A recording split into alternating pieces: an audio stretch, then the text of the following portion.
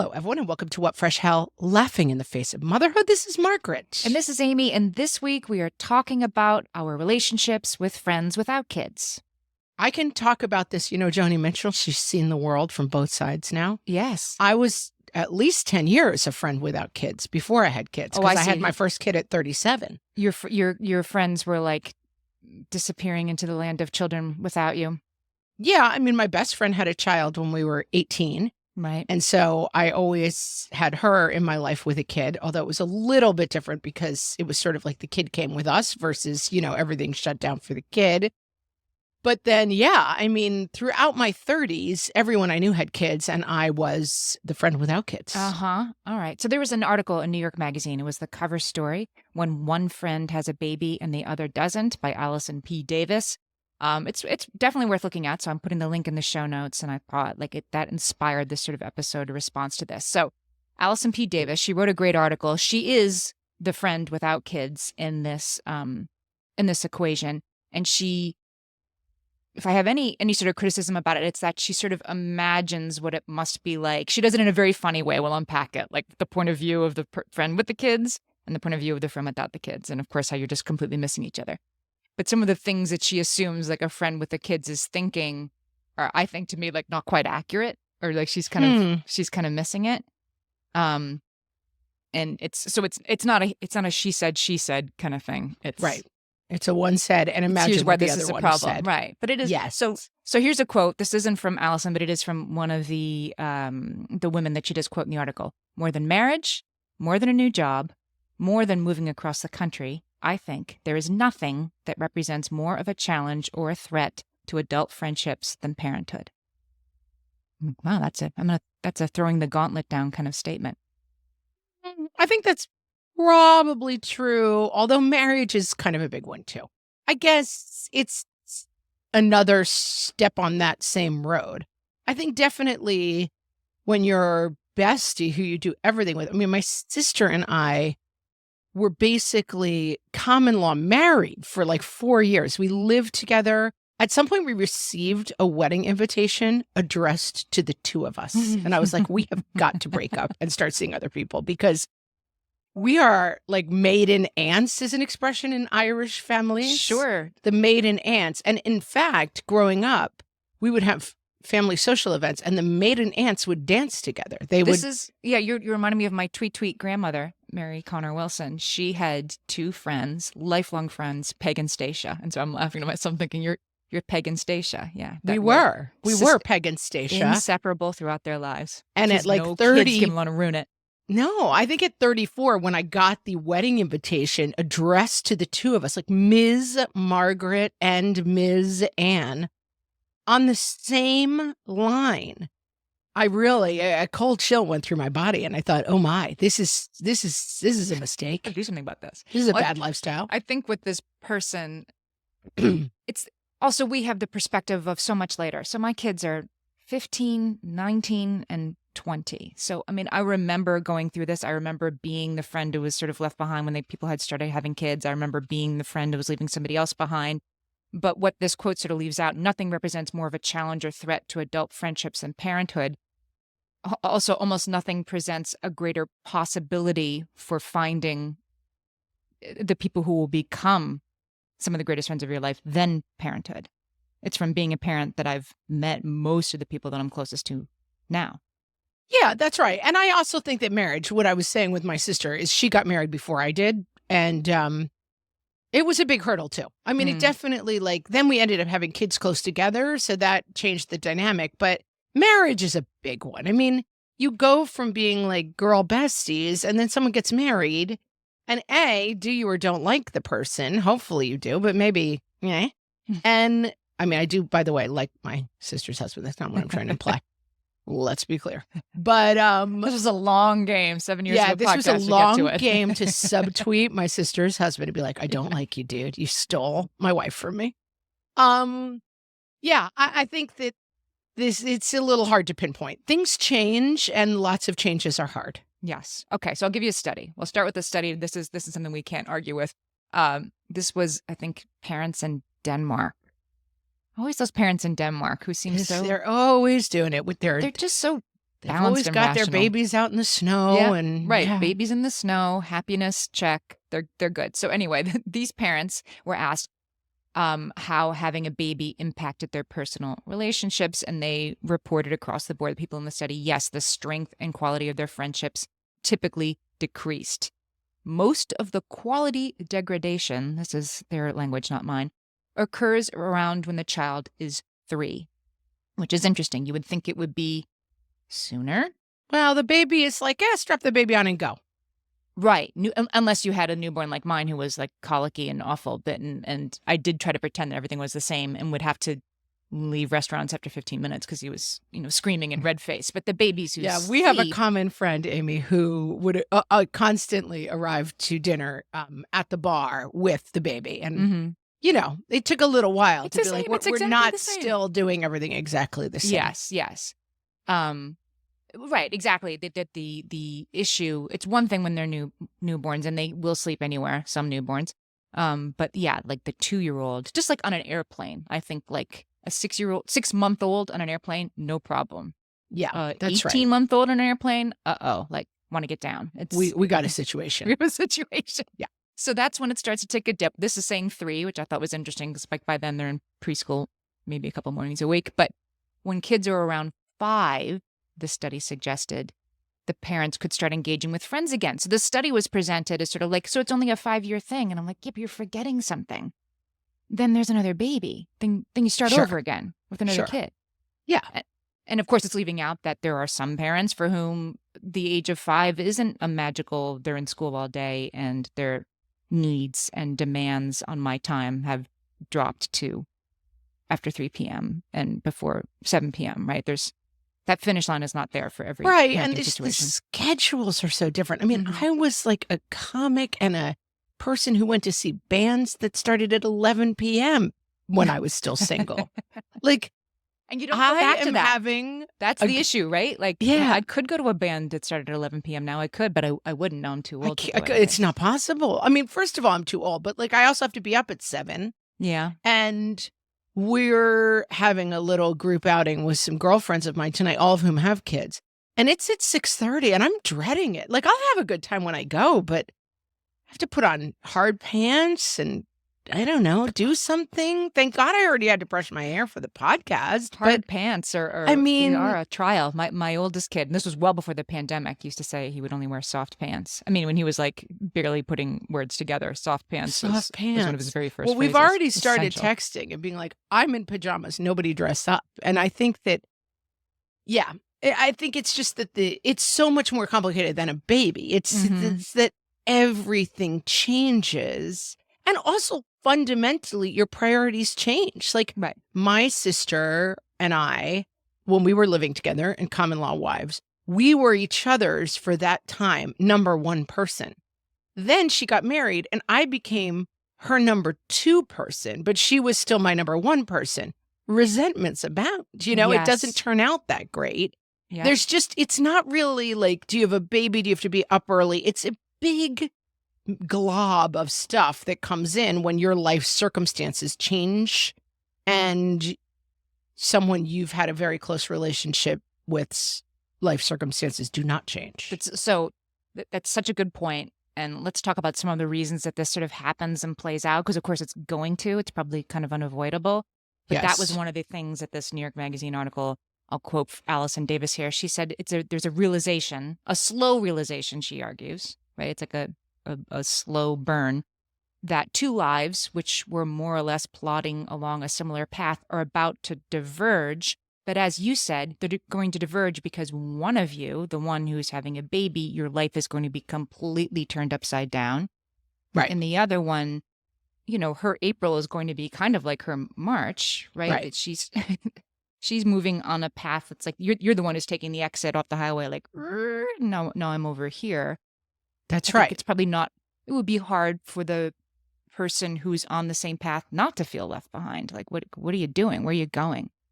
Well, it reminds me, the spoon theory of like kids who struggle, how many spoons you have. Yeah, it kind of applies. Chronic illness thing. Illness is it right. So that how many spoons you have in a day? You only have 12 spoons you can use, right? Right. And like taking a shower, if you have chronic pain, might take like 3 of your spoons for the day. So that you can't also meet your friend for dinner. Right. Okay. That's right. Spoon and I theory. think that this spoon theory, I don't want to co-opt it because it's about something very specific, but it kind of has the same thing that like you and I are best girlfriends, right? We each have 12 spoons. To go out for a night together takes like 6. And then to call each other the next day and gossip about what happened takes 3. And then to call each other later in the day to re-talk about what happened takes 3.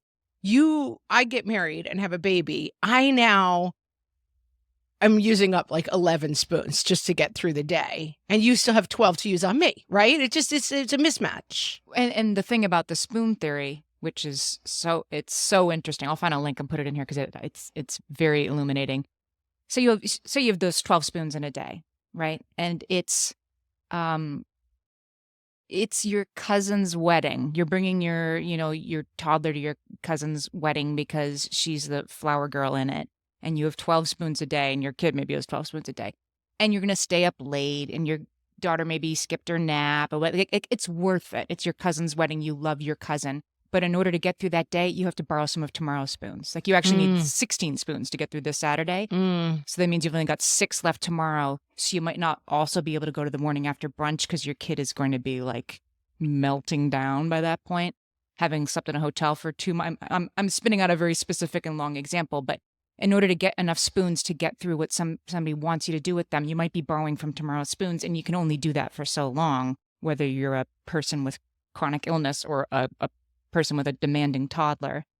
Yeah. And we've all been been in that situation where we're annoyed at the person who is making the baby the central figure at their the nap wedding schedule. Right. Like, oh my God, well, the baby's nap schedule is this and that. And you're sort of like, oh, shut up. Like, I'm trying to get married here. But at the same time, I think most of us have been that person who's like, okay, if you want me to be at the pictures and the first dance and this, I got to figure out what I'm doing with my kids because like, I'm not going to show up somewhere and be in trouble. But I'm also sort of in trouble for talking too much about my kids and their needs. Right. What was the quote from the Barbie movie? America Ferrera said, "Love your kids, but don't talk about them all the time." I mean, I didn't see the Barbie movie because I am just like you. the It's only only you person. left. I am the person left on the planet You're who the did one. not see the Barbie movie. Wow. I had a busy summer. I was Keep like, it up. I Keep it up. At this point, just I'm out. I've read a lot of the Barbie think pieces, but I haven't seen the Barbie movie. America Ferrera has this great monologue towards the end of the movie about like what it's like to be a woman, and it is like totally consciousness raising for the masses. And it's basically like, do this, but not this, do this, but not this, all the things that are asked of us as of women. And the one that really hit the bullseye for me was like, love your kids, but don't talk about them all the time.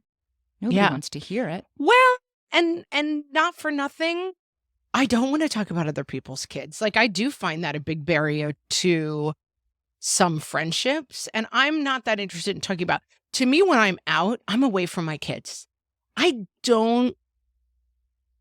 mean, if someone's having a specific problem and we're trying to figure it out, I'm okay with it. But I don't really like talking about other people's kids, like what team they made and who's doing what, and is the curriculum in this class, do we think it's challenging enough? I mean, I do find those conversations extremely, extremely challenging. Well, nobody else loves your baby as much as you do, right? Not at all. Not even a little bit. It's like people's dogs. I'm like, I'm good. I don't need to see a picture of your dog. But from the point of view of the new mom, right? Like, this is what I have. Like, this is the only thing going on. Yeah, I didn't go to Coachella. I'm sorry. Like, all I have to talk by about the way, is did not teething. go to Coachella. All right, I think we should take a break. When we come back, let's talk about like the way the one side views the other, because it's pretty funny. Good. Okay, so we're talking about friends without kids. Allison Davis wrote the article, and I thought this was very funny. She sort of set up how parents see people without kids, who she calls PWOKs, P-W-O-Ks, and how PWOKs? Friends without kids see PWICs, people with kids. Okay. All right. So let's start with how parents, I'm saying we very collectively, parents tend to see our friends without kids. We see that they're living an extravagant life free of responsibility and obligation. I've totally done this. I have a very old friend I mean, a very long-term friend. She's the same age as me. Known her since high school. She's not a parent.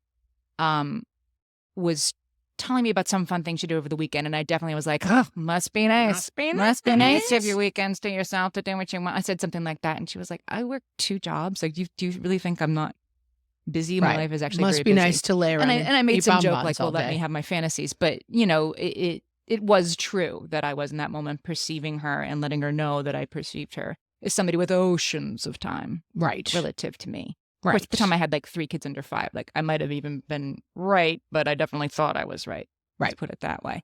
That the people without kids are grumpy about life's inconveniences, even though their life is totally, completely easy compared to whatever you're dealing with at the time. Yeah, I get it. I'm not saying we're right. I'm saying that's the perception. No, right? I get it. That right. There's a how dare you complain? Must be nice. Must be nice. This whole category must be nice. Like there's a story in the article about like traveling, like going away to an Airbnb for the weekend. One couple with 2 little kids and one couple that doesn't have kids, and the couple with 2 little kids, their kids didn't sleep in the hotel, the Airbnb, whatever it was. Crying up since 5:30, right? And then like the friends, the pwocks, the people without kids, like wander downstairs at 9:15 and say like these pillows weren't very comfortable. And my friends are like, it must be nice to only care about a pillow, right?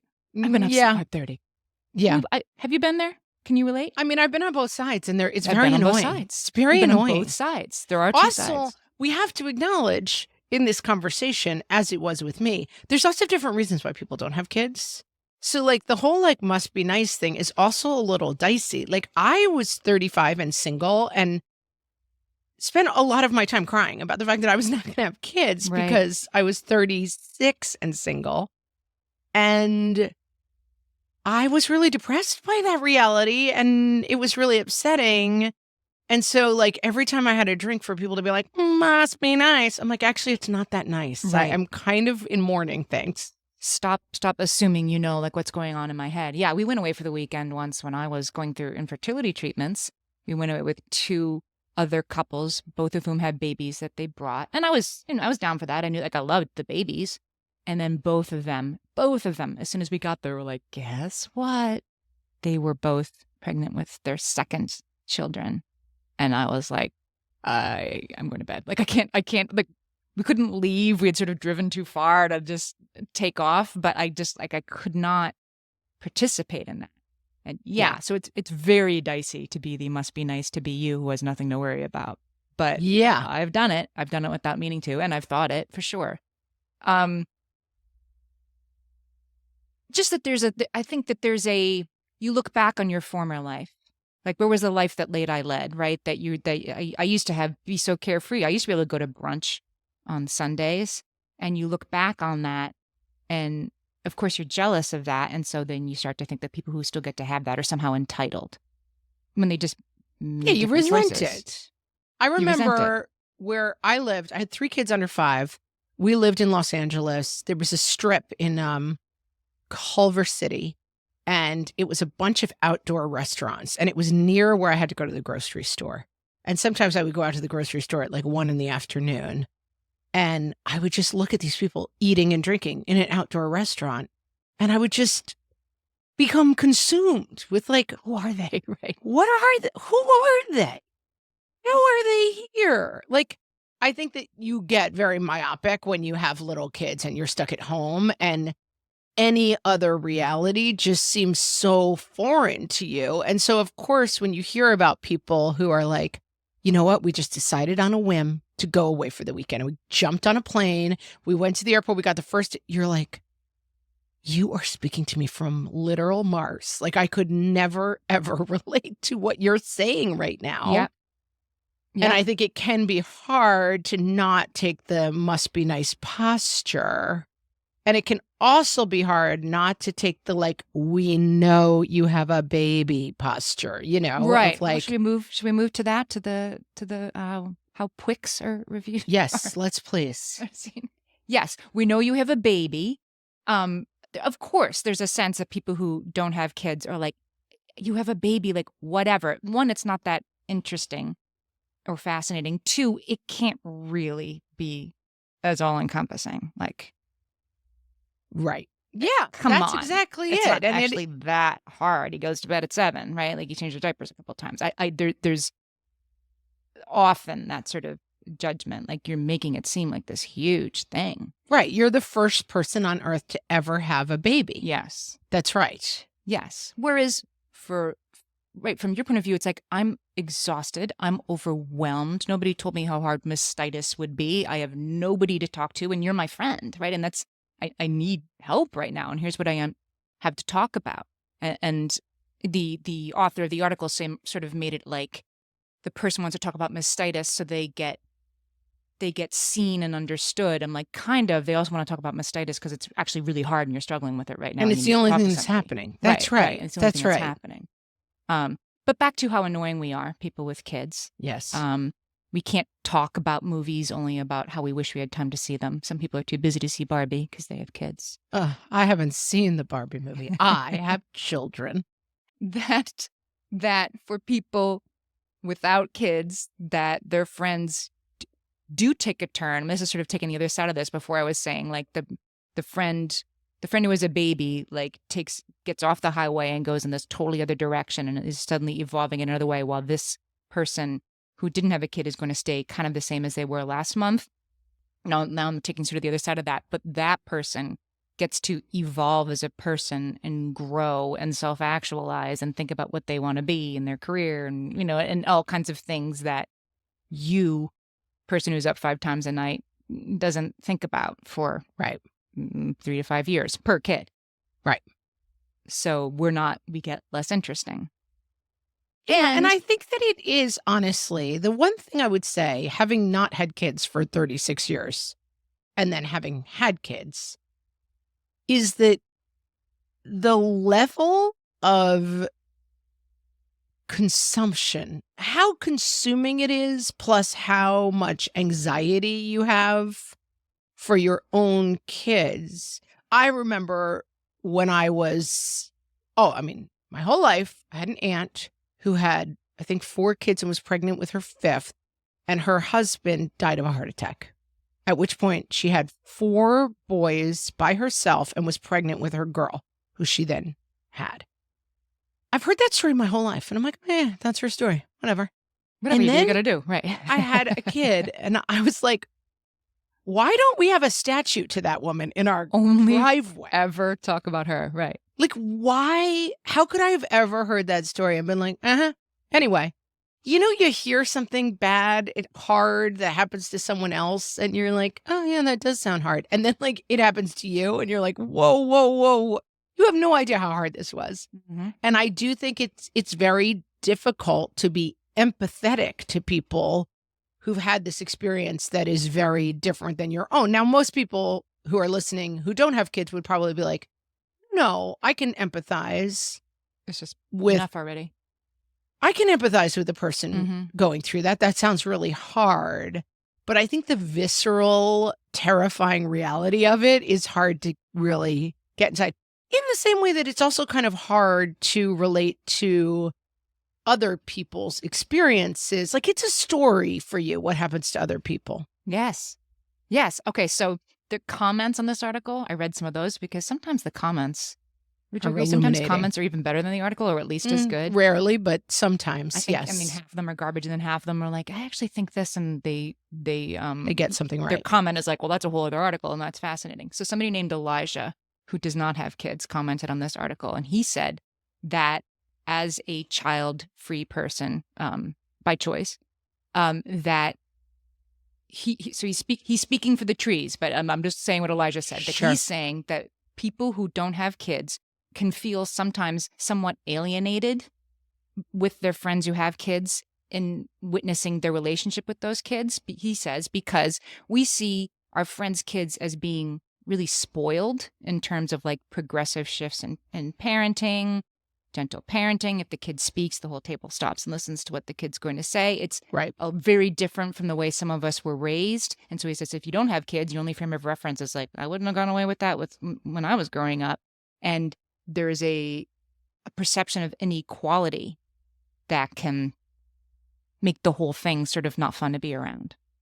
Meaning I have to accommodate everything for you I had to because you accommodate have like kids. this little flowers right, like standing on the table during dinner, and it's like boring. And part of it is driven by like, I would never have gotten to do that. And like, what has happened to you that you're letting this Yeah. kid just like take over? It also happens with people with kids and their friends, by the way. Sure. Like, sure. I do think like really different parenting styles is challenging. Yes. Yes. But it's easy to make assumptions when you're outside it that I wouldn't stand for that, or it wouldn't be that hard, or whatever. Because yeah, you're so right. I don't want to go out to lunch and put up with somebody's kids standing on the table either. It doesn't really make me just because I've had kids doesn't make that more palatable to me. But it might have made it more palatable to me when I also had a 3-year-old, at least. It's like, oh, well, because then I could at least be like, well, somebody else's kid is being worse. Yeah, I guess maybe. The last thing was that there's this perception of that people with kids have, or resentment that was expressed by people interviewed in the article, is that there is this assumption that nothing has to change, and you're going to be Auntie Margaret, and you're going to come over, and you're going to be with the baby, and you're going to take care of the baby, and you're going to watch her real quick while I go get a manicure. I don't know, and sometimes friends are like, it's definitely not part of our job description. It was not part of our friendship. Stop assuming and opting me into being taking childcare responsibilities on. I don't want them. That's why I don't have kids.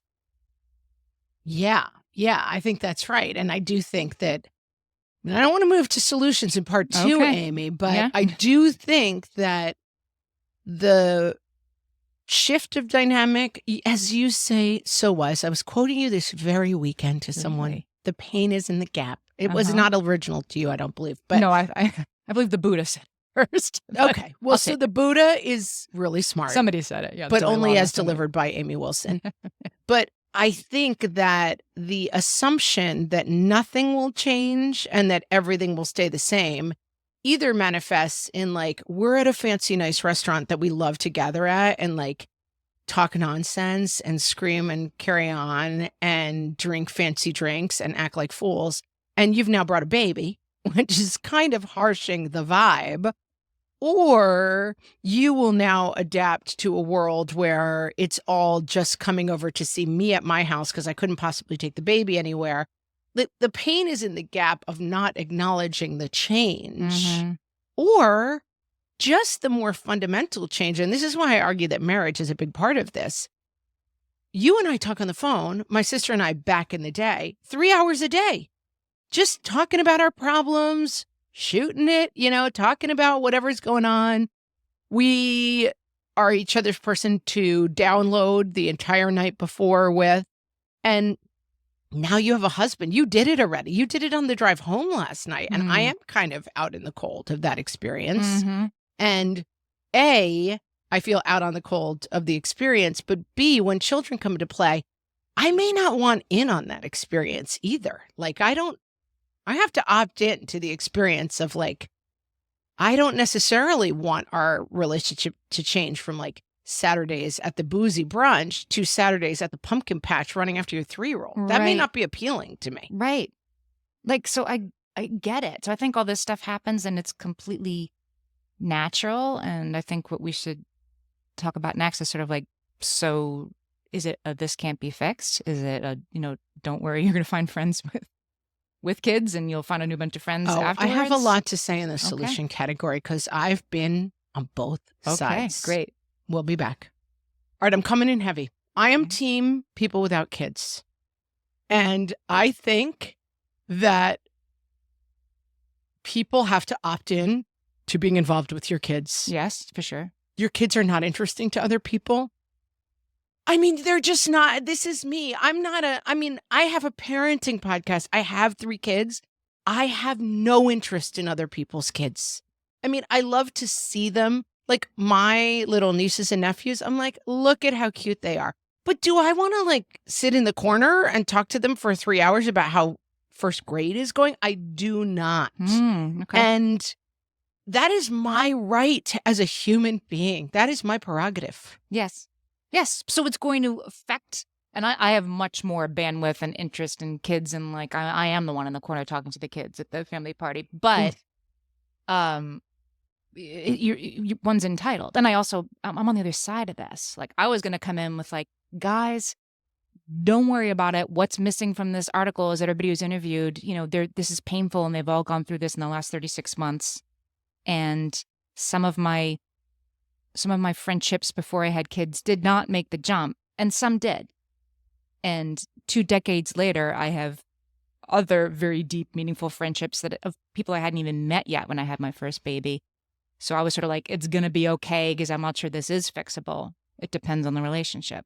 I think it's very much, there are seasons, right? So there are seasons for friendships. And I think that I have good friends who I lost track with when I had little kids, who I'm refinding. I am a person, if you send your kid to college near me, I will go take them out to dinner. Like, I love to talk to a 18-year-old. young person. Yeah. A young person. I love to go and lecture them and tell them all my wisdom they don't care about. My favorite. Love it.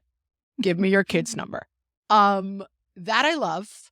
And I'm interested in kids, but I really am annoyed by kids being the center of the room. That is how I was raised. Like, kids are peripheral, adults are the center. Yes.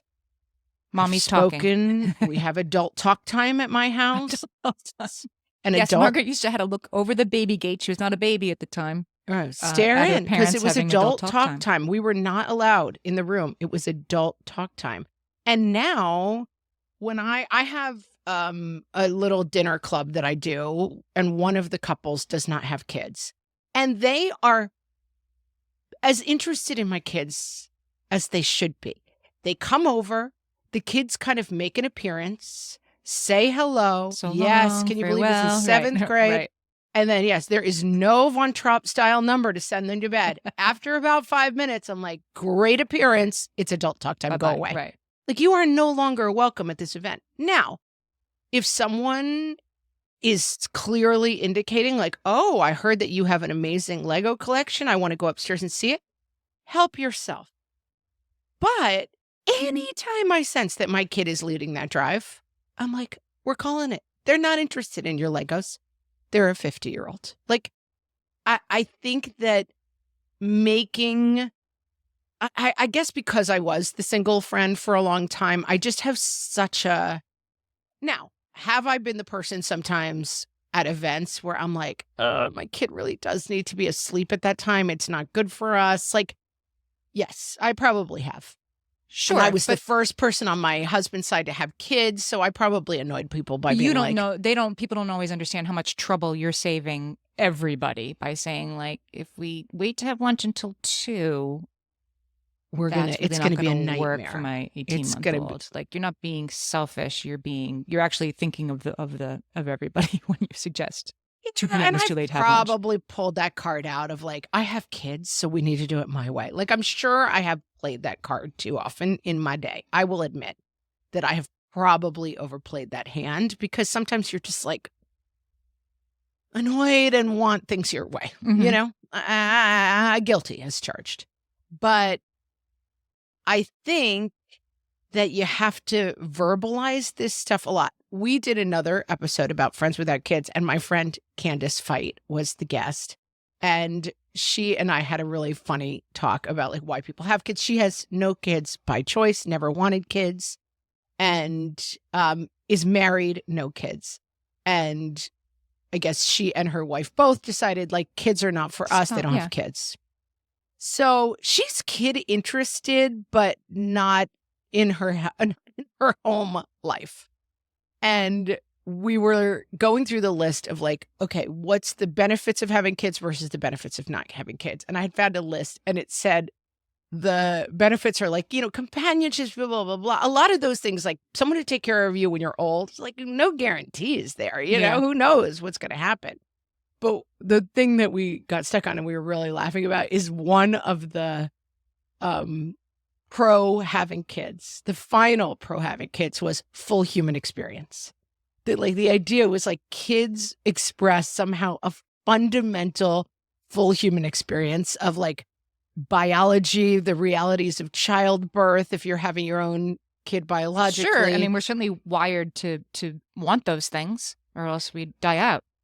Yeah, and, like, I do think that there is a piece of having children that does represent somehow this, like, very human experience, and you're having it. And then I was joking with Candy about how that's why when she and her wife were out to brunch and drinking mimosas, I would drive by and scream, "You're not having the full human experience." Like, it's not exactly that one makes up for the other, It's not like brunch is good, but it's not the full human experience. They're different things that you can't put them on a scale. You can't put like no kids versus kids. There's no way to balance those Right. But does scales. that mean that for certain friendships, I mean, I guess I'm going to say like for certain friendships, I think they are going to change after you have kids. And that's okay. That doesn't mean those people weren't as good friends as the people who stay friends with you. That the person who just really doesn't want to come over and see how much your baby has grown is less of a good friend than the person who is interested in your kids. It's just like friendships morph and change, I guess I'm thinking, and some aren't going to make the jump. Yeah. But it doesn't make the people who are less interested in your kids lesser friends for being that sort of human being. Well, I think that the place where that I'm trying to carve out is that the definition of a good friend as someone who is super interested in your kid is dangerous and faulty. It's a flawed, That right? like, oh, Amy, you've been there for every single experience of mine, and therefore you should want to be part of my experience of having this child and be super invested in that kid and super interested. It's like, that's not true at all. Mm-hmm. It's like it's like if I said, Amy and I, you and I are best friends.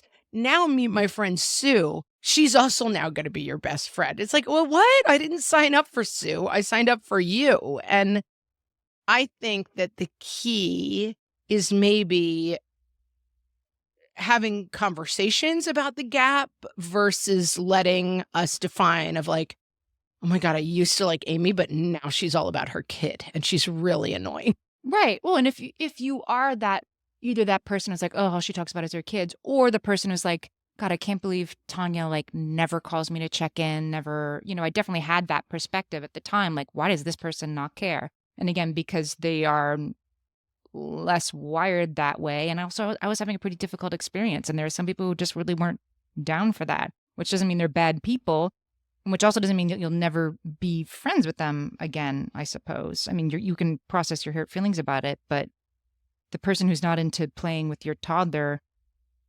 could be somebody you're going to reconnect with 10 years later. I just think it's maybe not fixable in the short term, and that's totally okay. Yeah, I kind of reject the idea that someone who is not, I mean, a friend who's really not there for you in a hard time, you could have feelings about. But I think an expectation that a friend should seamlessly now fit themselves wherever they fit in your new life with kids is insane. Yeah. And I had think that that's yeah. a bad expectation.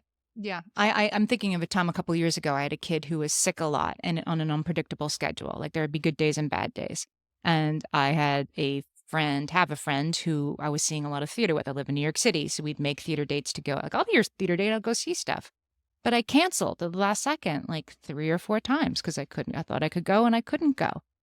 And I don't really go see theater with that friend anymore because I've got to rebuild back the trust. Like, oh, things are better now. I won't do that because from where that person was standing, I was being flaky. Right. And I have an example that has nothing to do with kids, but I have a friend who does not have kids who took a new job, and it's extremely demanding and it's in an industry that is very unpredictable. And she now will often say, I want to see you. I want to make plans, but just for full visibility, about 50% of the time, I have to cancel plans. So can we make a dinner plan in October with the understanding that there's only a 50% chance it will happen? And I'm like, yes, we can make that plan. And I will take that. I will take that deal. I will open that suitcase. And it has happened many times that we've seen each other. And sometimes it doesn't work out and, it doesn't happen. And so I'll say like, well, and sometimes it happens that I'm already there and it cancels. And it's like, but we had the conversation about like, this is the reality of my life now. And I think that I think the biggest problem is that we skip that conversation. It's like, well, they should just understand that I'm in this tough situation. And I think you have to allow people to opt into your situation, no matter how challenging and realistic that situation seems to you and how overwhelming it seems to you. I think you have to be able to say, I'm in a situation right now where the reality of my life looks like this.